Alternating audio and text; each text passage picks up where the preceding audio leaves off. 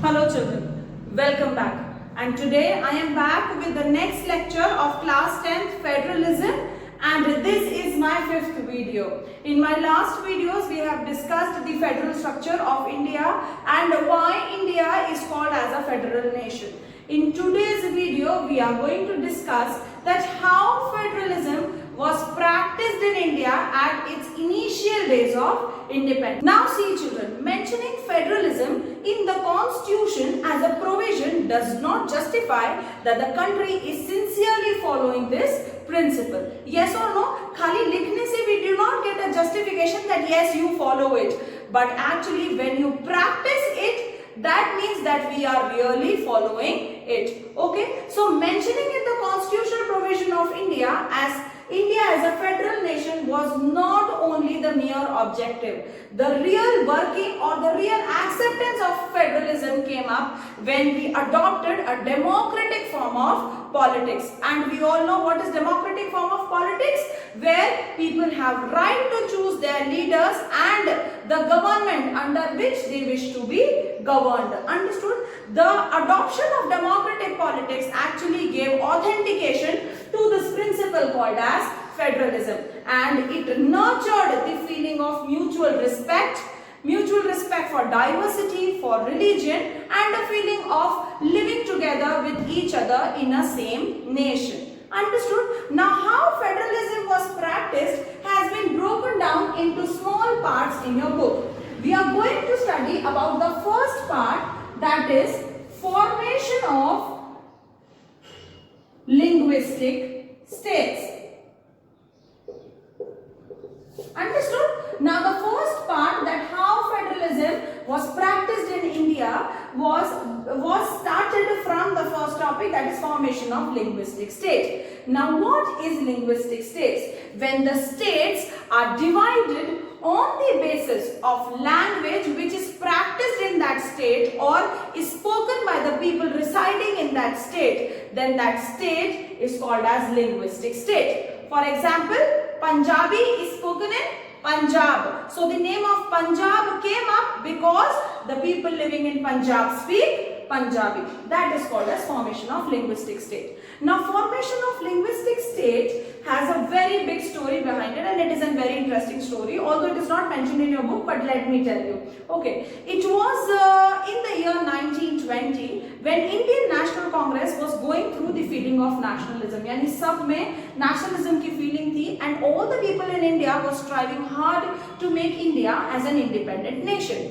And at that time, in the year 1920, Indian National Congress promised that once India gets independence, then we will name the state on the basis of their language. यानी उन्होंने क्या बोला कि एक बार India independent हो जाएगा, so we will give the name of the state. That means we will change the name of the state and we will name it on the basis of the language that they are using in that state. Okay, India got independent in the year 1947. Okay, but Indian National Congress did not fulfill their promise, and when they did not fulfill their promise, that actually rose up the anger in the people, those who are there residing in different states, because they had a feeling that once India will get independent, our language will get importance and our state will be named on the basis of our language. So the Marathi speakers, the Kannada speakers and the Tamil speakers, they were very excited to get named of their states. Understood?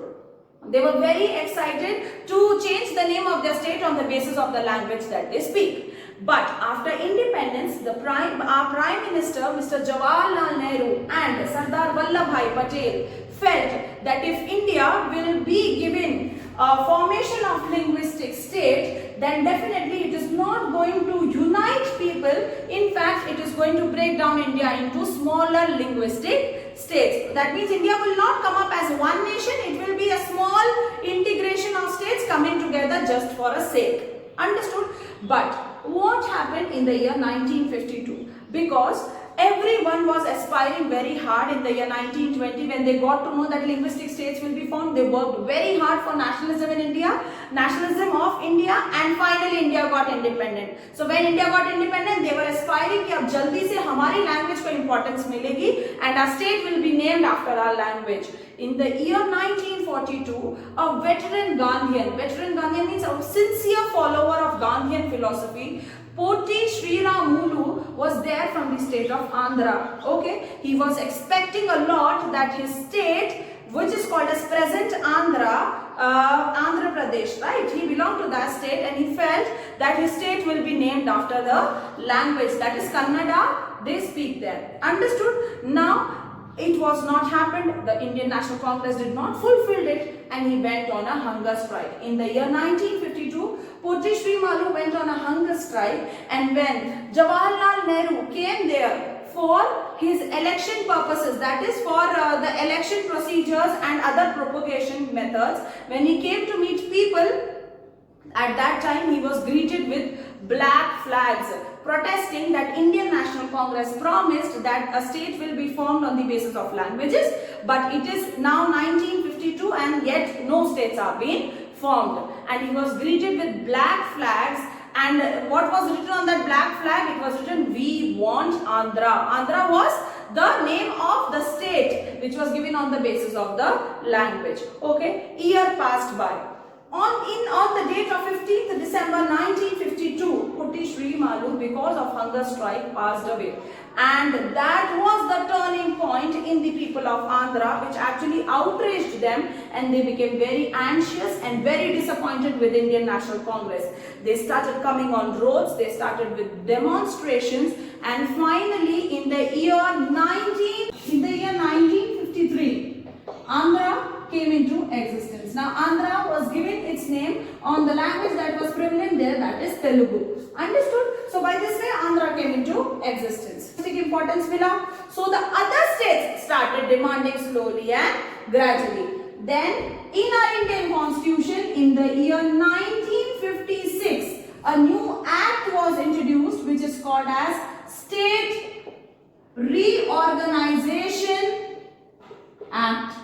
And under this act, all the states were given importance and then they were reorganized on the basis of language.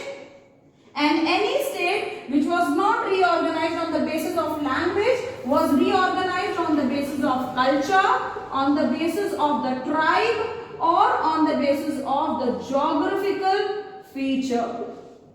Understood? So this led to the formation of linguistic state. I'll give you some example on the basis of language. Marathi is a language which gave birth to the name of the state called as Maharashtra, right? Tamil is a language which gave birth to a state called as Tamil Nadu. Understood? Now, Punjabi, as I already told you, is for Punjab. Haryanvi, I told you, is for Haryana. Now, I'll give you on the basis of culture, on the basis of tribe, and on the basis of geographical area. There were 3 to 4 states who did not have a prominent language. They had mixture of language, and that is why the State Reorganization Committee named them according to the culture, according to the tribe, and according to the geographical area. According to the culture, they were named, the first state which was named is called as Uttarakhand. What is Uttarakhand? See, Khand means part, Tukda. Uttara means it was located in the northern part. Uttarakhand was crafted from the state of Uttar Pradesh. Uttar Pradesh का part था Uttarakhand, जिसको State Reorganization Committee has drafted into a new state which is called as Uttarakhand. Now, on the basis of tribe, the state is called as Nagaland. Understood? Now, Naga is a tribe. Naga tribe is very popular in the area of Nagaland, और Naga Prajati वाली जगह को हम कहते हैं Nagaland. Understood? On the basis of geographical area, the state which was formed is called as Jharkhand. Now, what is Khand? Khand again means Tukda, and Jhar means the land of bushes. Is called as Jharkhand. So, the name came up as Jharkhand, Nagaland, and Uttarakhand. Understood? Now, what happened? Initially, these leaders were very reluctant to actually design India into the formation of linguistic state. If you see the map around 1920 and you see the current map of 2020, you will find lot of changes. You will see that new states are being formed and there is lot of changes in the map. That is because the new map was carved out once linguistic states were approved by the State Reorganization Act. Understood? Now the formation of linguistic state gave the first example how federalism was practiced in India. Because of the presence of democratic politics, the formation of linguistic states and its effect on India came out in a positive way. Understood how it came out in a positive way? That although the states are named according to their languages and culture, but whenever we are united, we are together called as Indian. And that was the first successful milestone which was attained by India's feature of federalism. Understood, children? So this was the formation of linguistic state. It is a very important topic. A 3-mark question can come that write a short note on the formation of linguistic state. The story which I told you was just an extra information. If you wish to write, you can write down. But the most important thing what you need to mention is the State Reorganization Act, which was there in 1956. The formation of states on the basis of language, on the basis of culture, tribe and geographical area. And then you have to mention that constitutional provision does not guarantee federalism. But the democratic politics which was adopted by India, which gave a feeling of mutual living together with the people, between the people with the varied culture, was the real authentication when federalism came into effect in India. Understood? With this, we will move on to the next heading, that how federalism was practiced in India.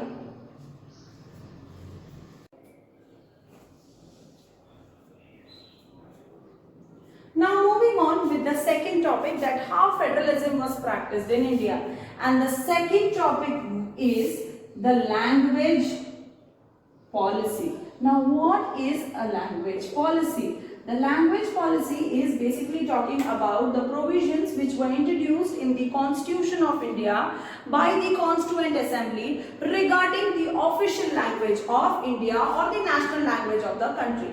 Now see children, we all know that India is known all over the world for its religious and the diverse culture, having many languages, people speaking many languages, following different religions and still living together under one citizen. So it was very difficult for the constitution makers to frame a policy or to come at a solution where a single language is given the importance of national language of India. Now see children, we all know that after independence also Hindi and English both were in conversation in India. Why English was there as a part of conversation? Because we were colony of Britishers, so Britishers introduced the language of English, which was their main mode of conversation. So most of the people, specifically the southern part of India, was very well versed with the language of English, and the northern part of India was very well versed with the language of Hindi. Constitution makers first thought that we should make Hindi as a national language, but when they took out the percentage of the proportion of people speaking Hindi as a language, it was only 40% of the total population. So 40% of the total population was only speaking Hindi, and rest of the 60% was not comfortable with Hindi as an official language, Hindi as a national language. Okay, so constitution makers dropped the idea of national language and they introduced Hindi and English, both of them, as the official language of India. Children, India does not have a national language. It has two official language, that is Hindi and English. Now, see, we all know that India has so many states and they are linguistic states. So there were many people who did not know any of the language from these, and that is why India introduced 22 scheduled languages. Now, what is scheduled languages, children? Scheduled languages are the languages which are written in the 8th schedule of Indian Constitution. The 8th schedule of Indian Constitution have 22 scheduled languages. Under this, one of the scheduled languages, Hindi. Any person, it is a rule in the Indian Indian Constitution, any person who is attempting for central government exams or state government exams has a right to opt any of the 22 scheduled languages as a part of mode of answering paper. Understood, children? So by this way 22 scheduled languages were introduced. Now coming up on the reason why English was also considered as an official language. See, the constitution makers were already confused whether to introduce Hindi as an official language or Hindi as a national language, but later they came to a solution of official language. What happened? See, when Hindi was under a discussion to be made as a national language, basically the southern states came forward under the leadership of T.T. Krishnamachari. It is not mentioned in your book, an extra knowledge which is very much necessary. T.T. Krishnamachari, the southern states came forward and they said, as they are not well versed with Hindi, and if Hindi would be given national language, then they will be felt like the Sri Lankan Tamils who felt that Sinhala was given the official language and their language, their mode of communication was not given an importance. And that is why political leaders very cautiously and very carefully thought for it, and finally they came up with these two languages as the official language. Okay, so according to this, because it is the official language of India, your CBSE board exam paper also come in both the languages, that is English and Hindi. Apart from that, any legal provision which is taking place in state or at center is printed in both the orders, that is English and Hindi, and in case the state has a specific language, a linguistic background, then the order will also be printed in that linguistic background also. That is why if you see the official circulars, जो सरकार holiday का circular निकालती है या भारत बंद का any circular they print out, they print it in both the languages, that is English and Hindi. Now this choice was a very important decision that was taken to nurture the language policy in a positive sense in the people of India. In case Hindi would have given the position of national language, I think we would not have been united and we would not have been feeling the sense of unity to be called together as an Indian. So it was a very important decision taken, and this decision actually brought India a different perspective where it cannot be compared with the people of Sri Lanka and the thoughts they went through. Understood? So this was the second feature of, that is language policy. Again an important feature. 1 mark question comes up. How many scheduled languages are there? What are scheduled languages? Scheduled languages are those languages which are clearly mentioned in the 8th schedule of Indian Constitution. Understood? Again a 1 mark question can come. What was the reason behind introduction of scheduled languages? A 3 mark question can come. Explain the language policy on the context of selecting the official language of India. A 5 mark question can come. Write a detailed explanation about the language policy selection which nurtured the federalism feature in India. Understood? Now we will move on to the third feature, and which feature actually nurtured the federalism and made the foundation of federalism in India as the strongest one, and still India is doing success under the foundation of these 3 criteria. First was linguistic state, second is the language policy, and third is nurturing the center and the state relationship, which is the essence of federalism. अगर center और state के अंदर relationship ही अच्छा नहीं होगा, cordial नहीं होगा, that is going to definitely affect the development of the country. Understood? The third way through which the federalism in India was restructured and strengthened, and the third way through which it was done, the third way is called as center-state relationships.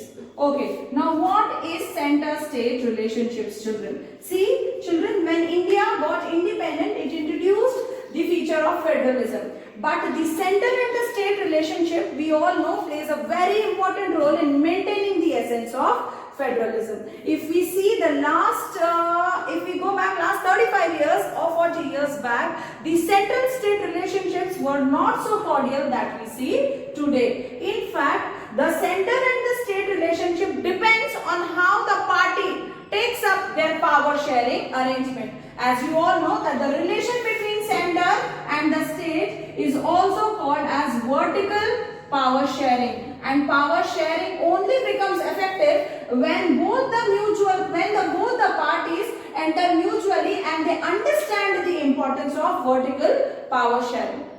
Let me explain you what was the situation 35 to 40 years back. What was the situation was that center and the state both was ruled by same parties. Now what happened when center and the state both were ruled by the same parties? At times the state did not exercise its power and it lost its freedom.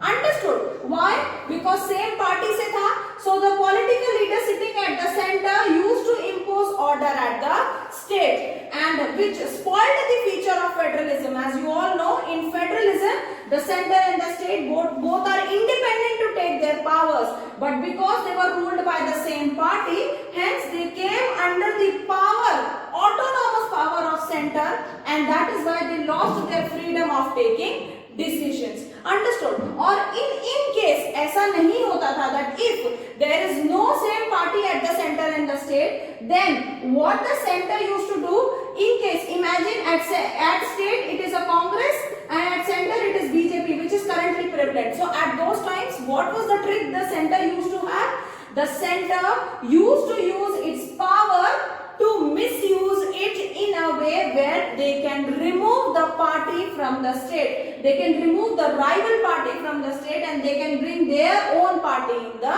state. यानी center क्या करता था? Center used to have various tricks. They used to take out various ways through which they can remove the state rival party and they can bring their own party so that they can become more powerful. Understood? This was the way how federalism was practiced when initially it was introduced in India.